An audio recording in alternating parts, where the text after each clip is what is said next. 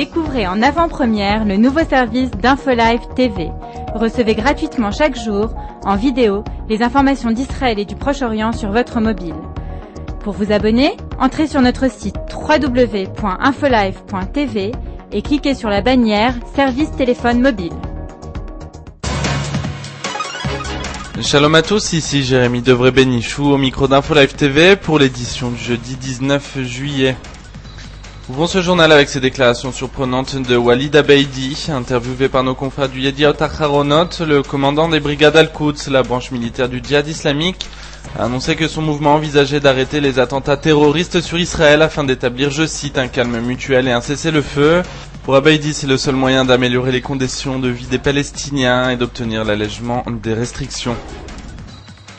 Après la commission Vinograd, c'est au contrôleur d'État Michal Lindenstrauss de s'en prendre avec vigueur au gouvernement et au commandement militaire pour leur gestion de la seconde guerre du Liban. Dans un rapport publié hier, le contrôleur dénonce l'absence de discernement des dirigeants dans leur prise de décision. Le Premier ministre Ehud Olmert a déclaré considérer avec beaucoup de sérieux la critique. La quasi-totalité des conditions requises à un accord de paix définitif entre Israël et la Syrie sont remplies. Ce sont les propos d'Alon Liel, ancien directeur de cabinet du ministère des Affaires étrangères, impliqué dans des négociations secrètes avec la Syrie. L'homme base cette affirmation sur les propos d'un conseiller du président syrien Al-Assad qui redéclarait que 85% des problèmes soulevés ont été résolus. La Syrie toujours, Damas est pointé du doigt par les États-Unis qui affirment disposer de preuves que l'Iran et la Syrie poursuivent le trafic d'armes à destination du Liban et plus particulièrement des milices du Hezbollah.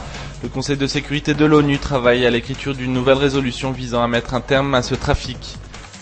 C'est aujourd'hui que Tony Blair enfilera officiellement son costume de super envoyé pour le Moyen-Orient. L'ancien Premier ministre britannique va prendre ses fonctions au cours d'une réunion du Quartet à Lisbonne. Ban Ki-moon pour l'ONU, Javier Solana pour l'UE, Sergei Lavrov pour la Russie et Condoleezza Rice pour les États-Unis participeront à cette réunion.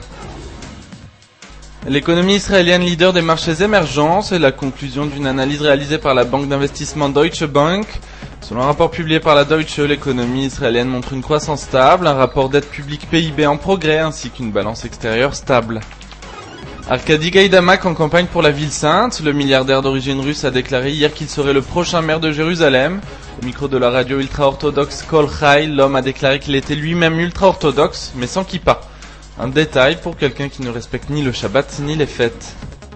Retrouvez sur notre chaîne un entretien exclusif avec Yitzhak Levy, député du Parti national religieux. Et puis un point sur la situation avec la Syrie. Bonne journée à tous en direct de Jérusalem.